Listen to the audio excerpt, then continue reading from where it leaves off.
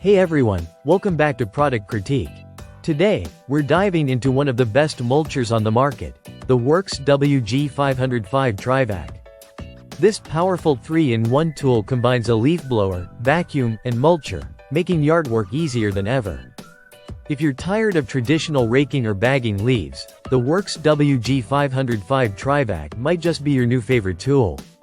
It operates at a powerful 12 amps, delivering up to 350 cubic feet per minute of airflow and speeds up to 210 miles per hour.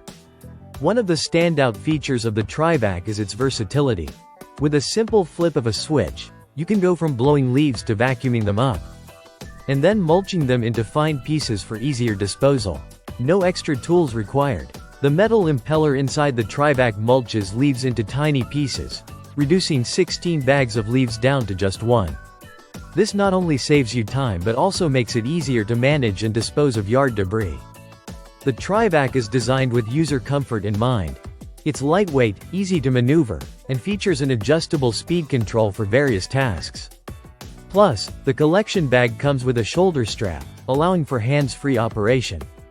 With a noise level of just 69 decibels, the TRIVAC operates relatively quietly compared to other leaf blowers and vacuums, ensuring a more pleasant experience for both you and your neighbors. To keep your TRIVAC running smoothly, be sure to clean the impeller and filter regularly. This will maintain optimal performance and extend the lifespan of your tool, keeping your yard looking pristine season after season. Overall, the WORX WG505 TRIVAC is a game-changer for anyone looking to simplify their yard maintenance routine.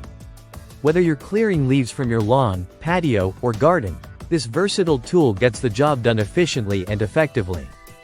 If you're interested in upgrading your yard tools, check out the link in the description below to learn more about the WORX WG505 TRIVAC. And don't forget to subscribe for more reviews and product insights here on Product Critique.